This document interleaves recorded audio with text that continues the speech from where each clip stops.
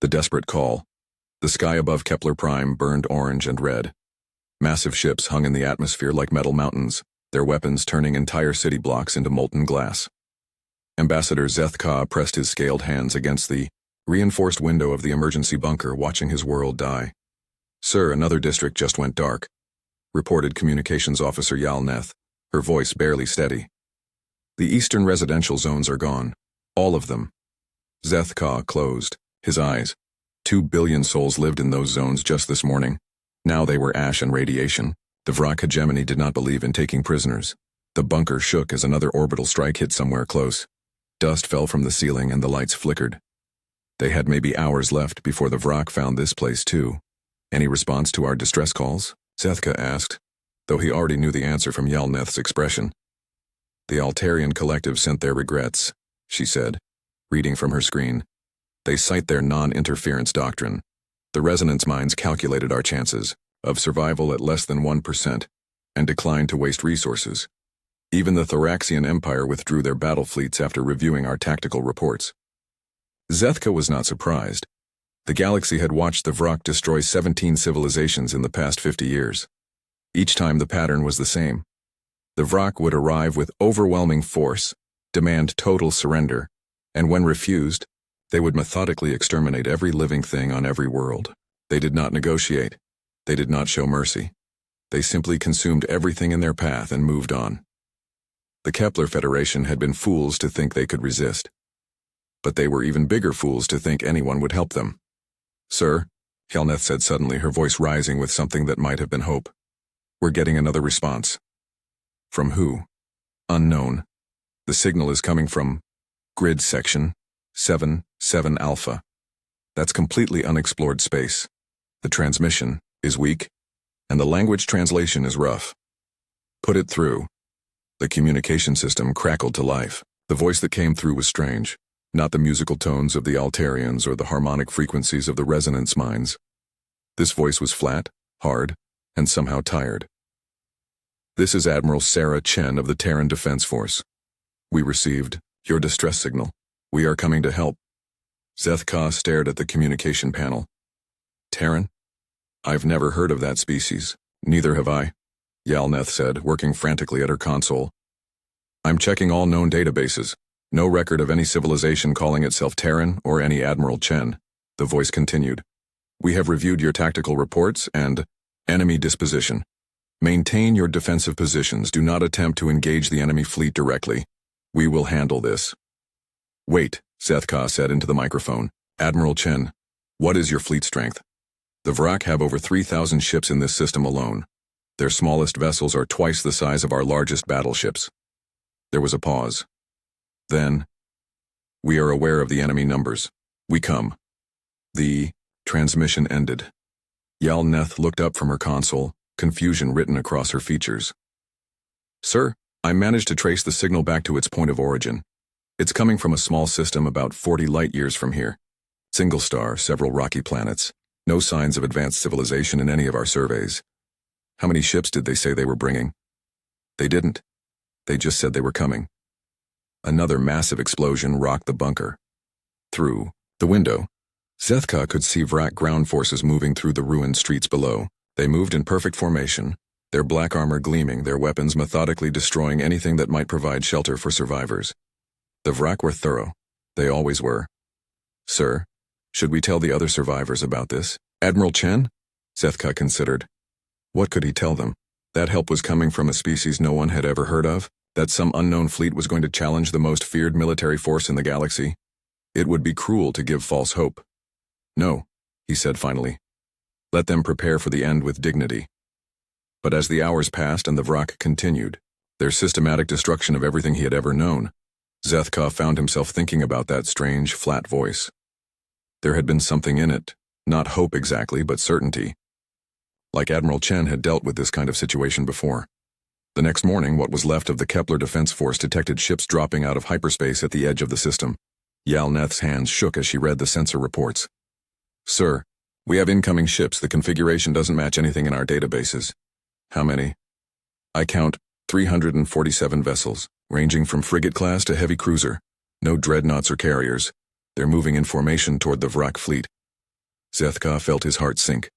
Less than 400 ships against 3,000. These Terrans, whoever they were brave but doomed. "Open a channel to the lead ship," he ordered. The same tired voice came through clearly this time. Admiral Chen to Kepler Command. "We are beginning our approach. Stay in your bunkers. This might take a while." "Admiral, you're outnumbered almost." 10-1. The Vrak ships are larger and more heavily armed than anything in known space. "Perhaps you should withdraw and—" Chen's voice cut him off. "Ambassador Zethka, I assume. We've been monitoring your communications. Don't worry about the numbers. We've fought worse odds than this." "But Admiral, the Vrak have never been defeated. They've destroyed 17 civilizations. Their weapons can crack planets. Their ships are built for intimidation, not efficiency," Chen said calmly. "We've studied your tactical reports. The Vrak fight like amateurs. They rely on size and fear. They've never faced real opposition." There was something chilling about the way she said it, real opposition. "Admiral, what do you mean by real opposition?" Another pause. Then, "Ambassador, how many wars has your species fought?" The question caught Zethka off guard. "Wars? We had some territorial disputes in our early history, but we evolved past that centuries ago. Most civilized species did." "We didn't," Chen said simply. "We'll talk more after we clean up your system." Chen out. The communication ended, leaving Zethka staring at the static-filled screen. Outside, the orange sky was beginning to change color as the first human ships entered the atmosphere. Through his reinforced window, he could see the Vrak ground forces suddenly stopping their advance, their weapons turning skyward. For the first time since the invasion began, they seemed uncertain. High above, new stars were appearing in the daylight sky as human ships engaged the Vrak fleet. But these weren't the bright flashes of typical space combat. These were sustained, methodical exchanges of fire like the sound of a massive machine starting to work. Zethka pressed his face to the glass and watched his world's sky fill with fire. Somewhere up there, a species he'd never heard of was fighting for his people's survival. A species that claimed the most feared military force in the galaxy, fought like amateurs. He was about to find out what real warfare looked like. The arrival Admiral Sarah Chen stood on the bridge of the heavy cruiser Indomitable, watching the tactical display with the calm expression of someone who had seen this kind of situation many times before. Around her, the bridge crew worked with quiet efficiency, their movements precise and practiced. "Enemy fleet composition confirmed," reported Lieutenant Commander Torres from the sensor station. 3,012 vessels, mix of battleships, cruisers, and support craft. They're maintaining standard Vrak formation. Heavy ships in front, lighter vessels providing screen. "Just like the report said," Chen nodded. "Any changes in their approach?" "Negative, Admiral. They're coming straight at us. Full speed. No, tactical maneuvering." Chen almost smiled. The Vrak were doing exactly what she expected. They had never needed strategy before. Their ships were so much larger and more powerful than anything they faced that they could simply charge forward and overwhelm their enemies through brute force. It had worked for them 17 times. It would not work today. "Signal the fleet," Chen ordered. "Execute formation Delta 7. All ships are to maintain radio silence until my command." The human fleet began to move, and the change was immediate and startling. Where moments before there had been 347 distinct vessels, now there was something that moved like a single living thing. Ships peeled off in groups of 20 and 30, spreading out across the system in patterns that seemed random, but were actually carefully planned. On the surface of Kepler Prime, Ambassador Zethka watched through his bunker's sensors as the human fleet scattered in all directions. His heart sank. "They're running," said Communications Officer Yal Neth, her voice filled with disappointment. "The humans are fleeing just like everyone else." But Zethka was not so sure. He had heard something in Admiral Chen's voice that did not sound like fear. He kept watching. The Vrak Fleet Commander, War Leader Korthvash, observed the human dispersal with satisfaction. It was the same pattern he had seen 17 times before. The enemy would take one look at the size of his fleet, lose their nerve, and scatter. Some would try to run. Others would attempt desperate last stands. All would die. "Pursue and destroy," he commanded. "Standard hunting formation. Leave no survivors." The Vrak ships began to spread out, chasing after the retreating human vessels. It was then that Korthvash noticed something odd. The human ships were not running in panic. They were moving in precise patterns, maintaining exact distances from each other, always staying just ahead of their pursuers. War leader, his tactical officer reported. The enemy vessels are maintaining formation even in retreat. This is unusual. Korthvash dismissed the concern with a wave of his clawed hand.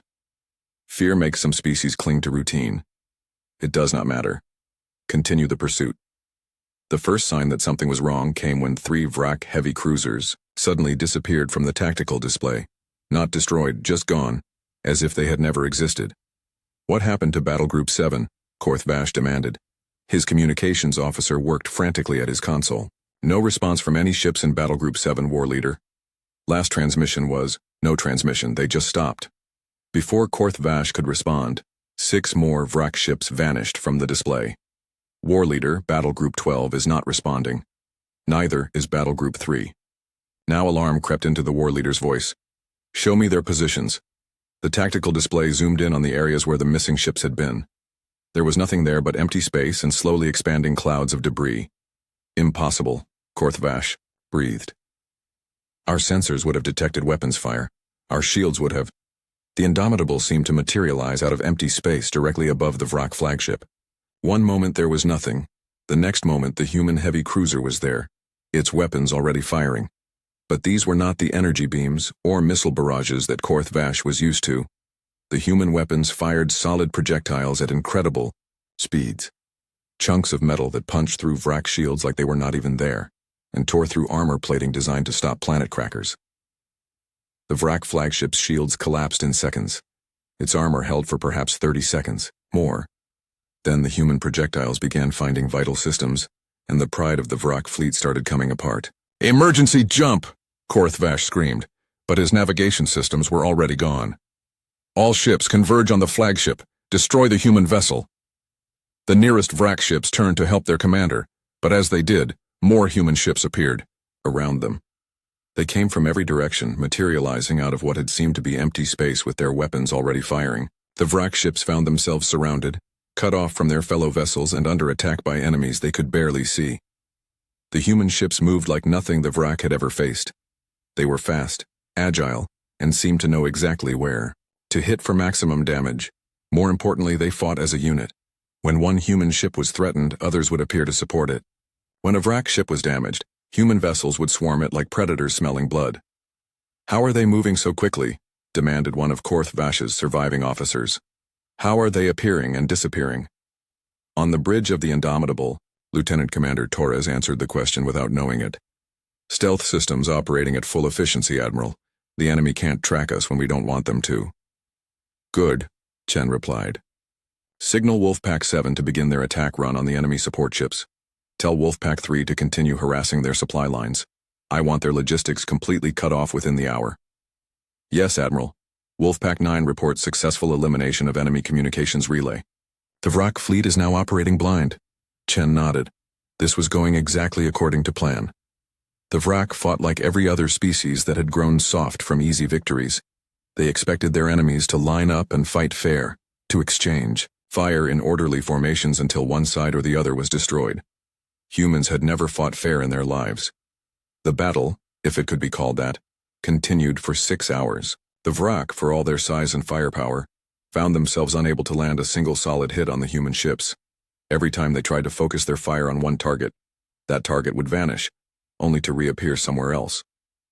The humans, struck from unexpected angles, disappeared before the Vrak could respond, and always seemed to know exactly where the Vrak ships would be.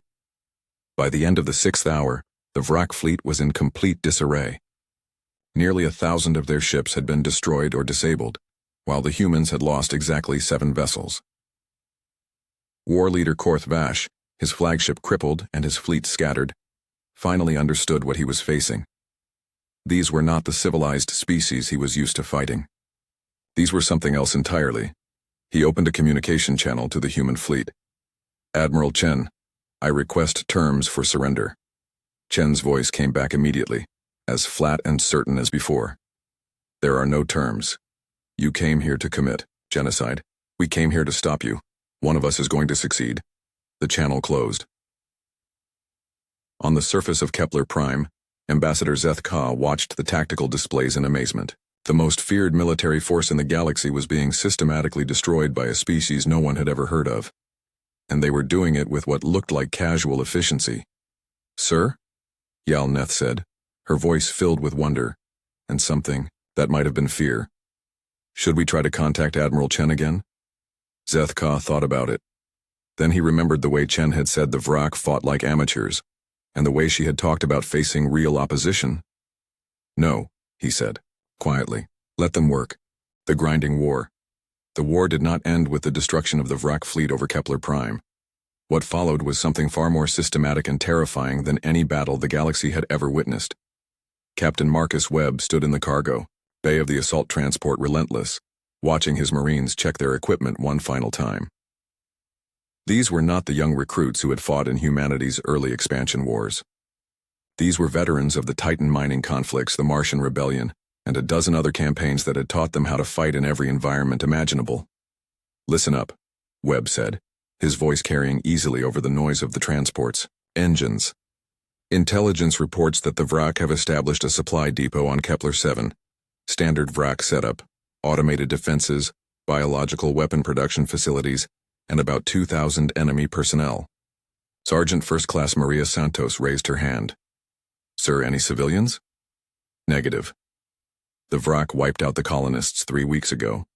This is a pure military target." Webb's expression hardened. "Rules of engagement are simple. Anything that shoots at you dies. Anything that looks like it might shoot at you dies. Any questions?" There were no questions. These Marines had been fighting for most of their adult lives. They knew what needed to be done. The assault on Kepler 7 lasted exactly 43 minutes. The Vrak defenders, accustomed to facing enemies who followed conventional military doctrine, found themselves completely unprepared for human tactics. Where other species would have attempted a frontal assault on the depot's main defenses, the humans landed in 6 different locations, attacked the power grid first, and then moved through the facility like a plague. They used weapons the Vraki had never seen before: chemical explosives that ate through armor, electromagnetic pulse grenades that disabled electronics, and close combat weapons that seemed designed for fighting in confined spaces. More disturbing was the way they fought as a unit, communicating through hand signals and subtle movements that allowed them to coordinate attacks without using radios that could be intercepted. When the depot fell, Captain Webb made a discovery that changed the nature of the war.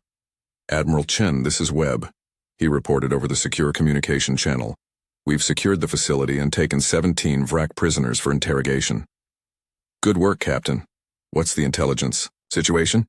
"We found their biological weapons lab, ma'am. They were developing something new, a plague designed to target Kepler physiology specifically. But that's not the interesting part." Chen's voice sharpened. "Go on." "The lab computers contain detailed biological data on every species the Vrak have encountered. Genetic profiles, immune system analyses, psychological weaknesses, everything they've learned from 17 genocidal campaigns." There was a long pause. Then, "Captain, secure all that data and prepare it for immediate transmission to the research ships. And Webb." "Yes, Admiral." "Make sure our medical team gets samples of Vrak genetic material from the prisoners." "Understood." What happened next became known in human military circles as the 48-hour solution. Using the biological data captured from the Vrak facility, human scientists developed a targeted pathogen that attacked Vrak's cellular structure while leaving all other known species completely unharmed. The plague was deployed through the Vrak's own supply lines. Within a week, every Vrak military installation in the Kepler system was silent. Ambassador Zethka learned about this development through intercepted human communications, and the knowledge left him staring at his communication console in horror. "They created a species-specific plague in 2 days?" Yalneth whispered, her voice barely audible. "That's impossible. The most advanced biological research facilities in the galaxy would need years to develop something like that." "Apparently not," Zethka replied, his scaled hands trembling slightly. "The humans have done something that no civilized species would even consider. But the biological weapon was just the beginning. As the war spread beyond the Kepler system and human forces began pursuing retreating Vrak fleets, the galaxy got its first real look at human military doctrine in action. The humans did not fight battles. They fought campaigns. Every engagement was part of a larger strategy that seemed to account for possibilities that other species had never even considered. When the Vrak attempted to use their traditional terror tactics, broadcasting the torture of captured prisoners, the humans responded by broadcasting detailed technical specifications for the biological weapon they had developed, along with a simple message: surrender now or we will deploy this on every world you control. When Vrak commanders tried to negotiate ceasefires to evacuate civilian populations, the humans refused to acknowledge any communication that was not an unconditional surrender. When Vrak fleets attempted to withdraw to neutral space, human ships were already there waiting for them. Admiral Chen established her command center on a captured Vrak battleship that had been converted into a mobile base. The ship's original crew quarters had been gutted and rebuilt to accommodate human needs, and the weapon systems had been completely replaced with human technology.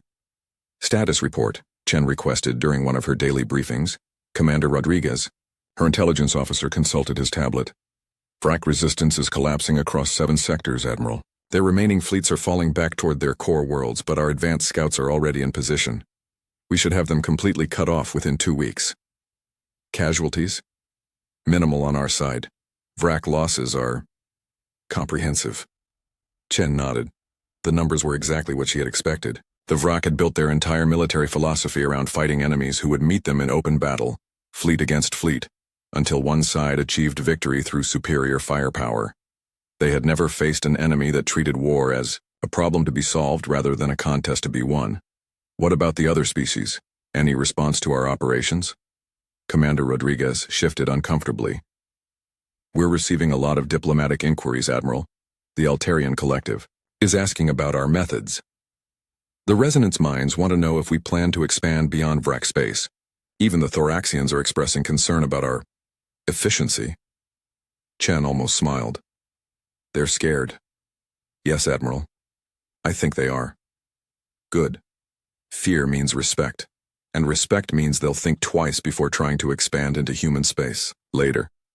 The war continued for another 4 months, but by then it was clear to everyone watching that the outcome was inevitable. The Vrak, who had conquered 17 civilizations through superior technology and overwhelming force, found themselves being systematically dismantled by a species that fought war the way other races fought chess, thinking 20 moves ahead, and always having a counter for every possible response. The final Vrak stronghold fell on a Tuesday. Admiral Chen did not celebrate. She simply moved on to the next item on her agenda: post-war occupation planning. Captain Webb, now promoted to colonel and serving as military governor of the former Vrak core worlds, sent his final report 3 weeks later. Admiral, the last Vrak resistance cells have been eliminated. All biological weapons facilities have been destroyed. All military-age Vrak have been processed through the detention centers. The remaining civilian population has been relocated to designated areas and placed under monitoring. Chen read the report while standing on the observation deck of her flagship, looking out at what had once been the heart of the Vrak Empire. Now it was just another conquered territory, ready to be reorganized according to human standards of efficiency and security. Any word from the Federation about our occupation policies? She asked her aide. They've expressed some concerns about the scope of our security measures, Admiral. Ambassador Zethka sent a formal inquiry about our long-term plans for the region. Chen closed the report and turned away from the window. Tell the ambassador that the region is secure. Tell him that it will remain secure. And tell him that if he has any other questions, he should remember who answered his call for help when no one else would.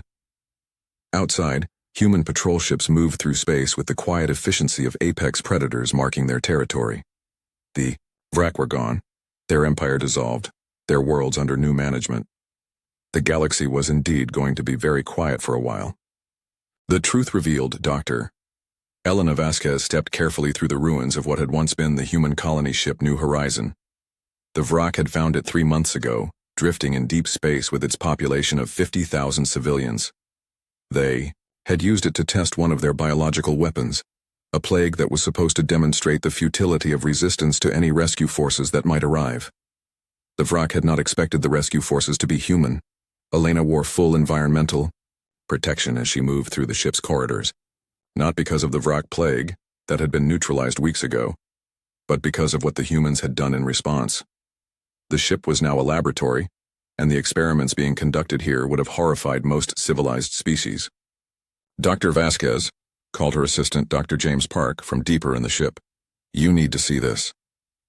Elena found Park in what had been the ship's main medical bay. Now it housed equipment that belonged in a research facility, not a rescue operation. Genetic analyzers, biological processors, and containment units filled every available space. "What have you found?" Elena asked. Park gestured to a display screen showing complex genetic data. "I've been analyzing the blood samples from our marine units, comparing them to the baseline human genome we have on file. The results are disturbing." Elena studied the data. What she saw made her stomach clench. "These genetic markers," she said slowly. "This level of diversity in immune system configurations. This isn't normal evolution." "No, it's not," Park agreed. "This is a population that has survived multiple extinction-level events: plagues, radiation exposure, chemical warfare, biological weapons. The human genome shows clear evidence of repeated population bottlenecks followed by rapid adaptation." Elena sat down heavily in the nearest chair. "How many times?" "I count at least 7 major extinction events in human genetic history. Each time, the population dropped to perhaps a few 100,000 individuals, and each time, the survivors showed enhanced resistance to whatever had killed everyone else. That's impossible. No species could survive that many near extinctions." Park called up another display. "Look at the psychological profiles. I've been analyzing brain scans from the marine units. The neural pathways associated with threat assessment and combat response are overdeveloped compared to baseline human norms. These people don't just fight because they're trained to. They fight because their brains are literally wired for it." Elena stared at the brain scans. The patterns were unlike anything she had seen in any other species. The sections of the brain responsible for tactical thinking, pattern recognition, and rapid decision-making under stress were enlarged far beyond what should be normal. "Dr. Vasquez," Park continued, his voice getting quieter, "I don't think humans evolved on a normal world. I think they evolved in hell." Over the following weeks, as Elena and her team continued their research, a picture began to emerge that explained everything they had witnessed about human military capabilities. The human homeworld, Terra, had been a death trap. Unstable climate, frequent ice ages, volcanic activity, and a magnetic field that allowed dangerous radiation to reach the surface regularly. The species that evolved there had been forced to adapt not just to one hostile environment, but to constantly changing hostile environments. But that was not the worst part. The archaeological data that Elena's team extracted from human ships painted a picture of a species that had never known peace. Even after developing agriculture and civilization, humans had continued to wage war against each other with an intensity that bordered on madness. "Look at this," Elena told Ambassador Zethka when she presented her findings. "Human historical records show continuous warfare for their entire recorded history. Not occasional conflicts over resources or territory. Continuous warfare. They have never had a generation that did not experience combat." Zethka studied the data with growing horror. "This says they developed weapons of mass destruction and then used them against their own species. Multiple times. Their homeworld still shows radiation signatures from nuclear weapons deployed over 1,000 years ago," Elena confirmed.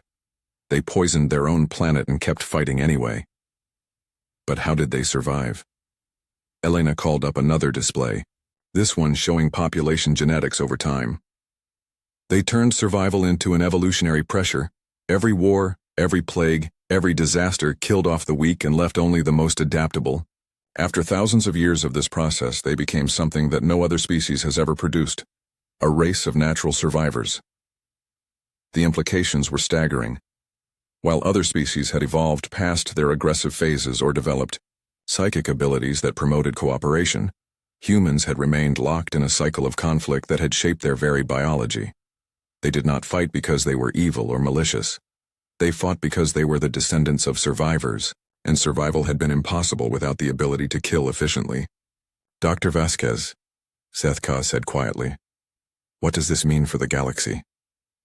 Elena was quiet for a long moment. Then she called up the final piece of data, a tactical analysis of the war against the Vrak. Every engagement followed the same pattern, she explained. The humans identified their enemies' weaknesses, developed counters for those weaknesses, and then implemented those counters with perfect efficiency.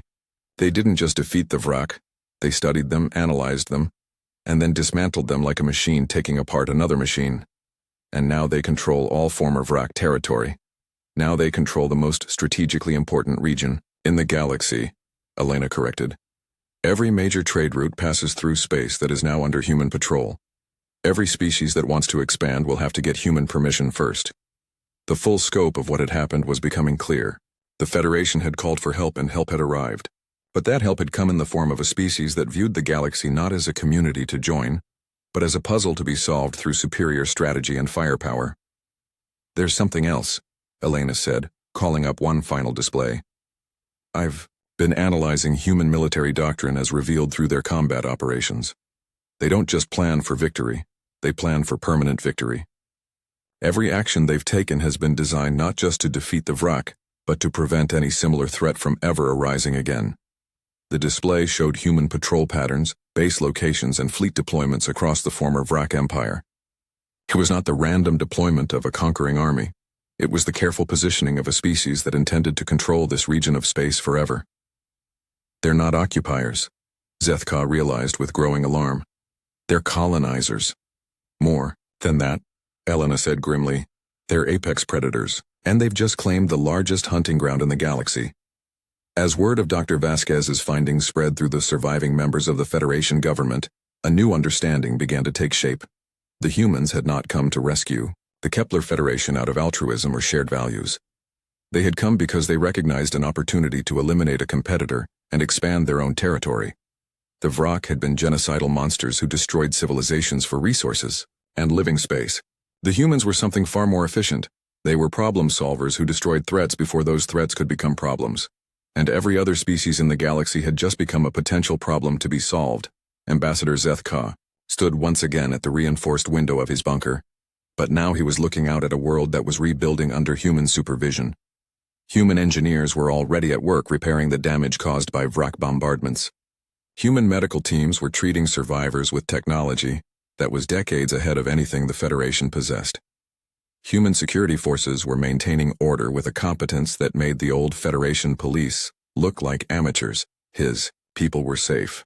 Their civilization would survive. But as he watched human patrol ships moving across the sky with mechanical precision, Zethka could not escape the feeling that they had simply traded one master for another. The difference was that their new masters were much better at their job, victory and its price.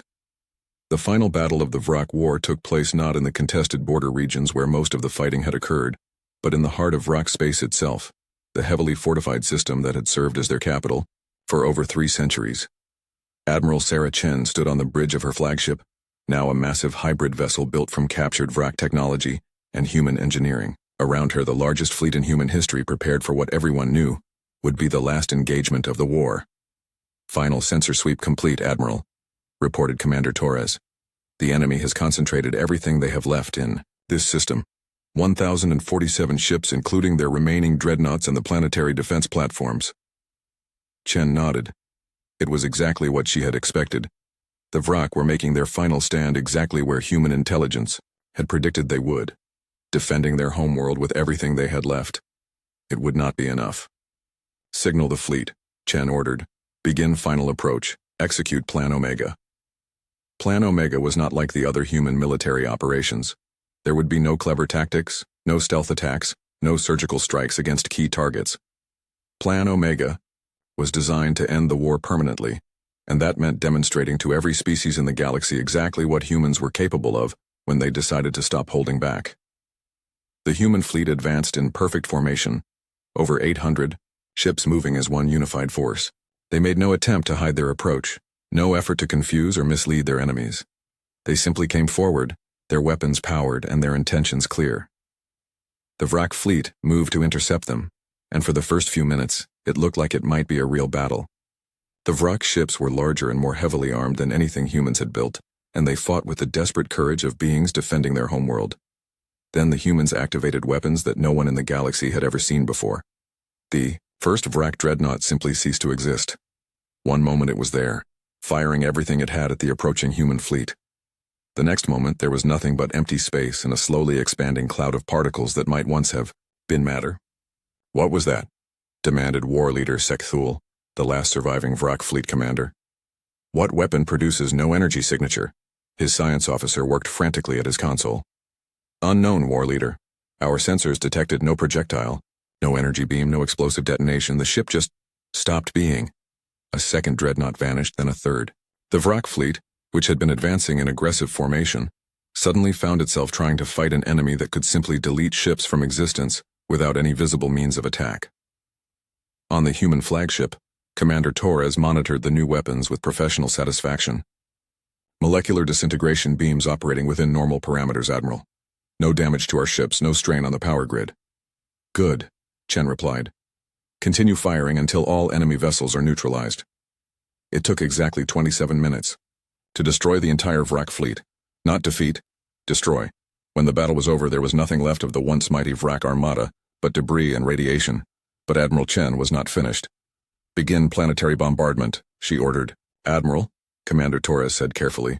Our intelligence reports indicate there are still approximately 2 billion Vrak civilians on the planet's surface. Current human military doctrine prohibits targeting civilian populations.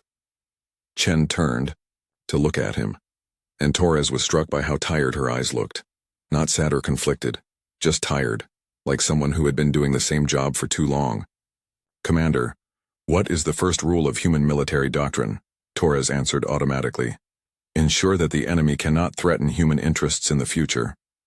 And how many civilizations did the Vrak destroy before we stopped them? 17. Admiral, how many billions of sentient beings died because no one was willing to do what was necessary to stop the Vrak permanently? Torres was quiet for a moment. Then, approximately 400 billion, Admiral. Begin planetary bombardment. The bombardment lasted for 6 hours. When it was over, the Vrak homeworld was a dead rock. Its surface molten glass, its atmosphere stripped away. There would be no survivors, no remnant population to rebuild and seek revenge generations later. The Vrak species had been removed from the galaxy permanently. Ambassador Zethka watched the bombardment through long-range sensors from his rebuilt office on Kepler Prime. Beside him, Dr. Elena Vasquez and Communications Officer Yal Neth observed, in horrified silence as an entire planet died. 4 billion people, Yal Neth whispered. They killed 4 billion people in 6 hours. No, Elena said quietly. They eliminated a threat to galactic stability. From their perspective, they just prevented those 4 billion Vrak from growing up to conquer more civilizations. Zethka said nothing. He was thinking about the human concept of permanent victory that Elena had explained to him months ago. The humans did not fight wars to achieve temporary advantages or negotiated settlements. They fought wars to solve problems, and problems could only be truly solved when they could never arise again. The Vrak problem had been solved. 3 days later, Admiral Chen held her final press conference of the war. Representatives from dozens of species attended, either in person or through quantum communication links. The questions they asked revealed their growing understanding of what humanity represented. Admiral Chen asked the Altarian collectives, Representative, your forces have demonstrated capabilities that exceed anything in known space. What are humanity's intentions regarding other species? Chen's answer was as direct as everything else she had ever said. Humanity has no territorial ambitions beyond ensuring our own security. As long as other species do not threaten human interests or commit acts of genocide, they have nothing to fear from us. And who determines what constitutes a threat to human interests? Ask the Thoraxian Empire's delegate. We do. The silence that followed that statement lasted for almost a minute. Admiral, said a representative from the resonance mines, what assurance can you give that humanity will not expand beyond the territory you have already claimed? None, Chen replied. We will expand as necessary to ensure our security and the security of species under our protection. However, we prefer cooperation to conquest. Species that work with us will find us to be reliable allies. Species that work against us will find us to be very efficient enemies. After the conference ended, Chen returned to her quarters and composed her final report to Human Command. It would be transmitted through the quantum relay network to Earth, where the Human Defense Council would review her actions and plan for the future. Final report. Operation Kepler Liberation, enemy forces eliminated, 100% of Vrak military capability, 100% of Vrak industrial base, 100% of Vrak population human casualties, 847 dead, 2,103 wounded, strategic objectives achieved, Vrak threat permanently neutralized. Human control established over 47 star systems containing strategic resources and trade routes. Local species demonstrate acceptable cooperation with human authority. Recommendation: begin Phase 2, colonization of secured territory. Establish permanent military presence to deter future threats. Continue monitoring of neighboring species for potential security risks. The galaxy is secure. Admiral Sarah Chen, commanding Chen, sealed the report and transmitted it to Earth. Then, she walked to her window and looked out at the stars. Somewhere out there, the other species of the galaxy were trying to understand what had just happened. They were learning that the universe was not as safe as they had thought, and that survival sometimes required making choices that civilized beings preferred not to make. Humans had been making those choices for thousands of years. They were very good at it. On Kepler Prime, Ambassador Zethka was having similar thoughts as he prepared his own report to the surviving Federation worlds. How could he explain to them that their salvation had come in the form of a species that solved problems? By eliminating them entirely? How could he make them understand that their rescuers were not heroes in the traditional sense, but something far more dangerous? Competent predators who had decided that the galaxy would be more stable under their management. He looked out his window at the human patrol ships moving across the night sky, their running lights blinking in precise patterns that somehow reminded him of the movement of hunting animals. His people were safe now. The Vrak were gone forever. The galaxy would indeed be quiet for a long time. But as he watched those lights move through the darkness, Ambassador Zethka could not help but wonder if they had simply traded the nightmare of Vrak genocide for the more subtle horror of human efficiency. The galaxy had prayed for salvation and had received it. But salvation had come with a price. The knowledge that somewhere in the darkness between the stars, a species of survivors was watching, waiting, and planning for whatever threat might arise next. And when that threat did arise, the galaxy now knew exactly who would answer the call. Not allies who fought for justice or freedom or shared values, but the merciless survivors of 1,000 wars who fought because fighting was the only thing they had ever been truly good at. The Vrak were gone. The humans had arrived. The universe would never be the same.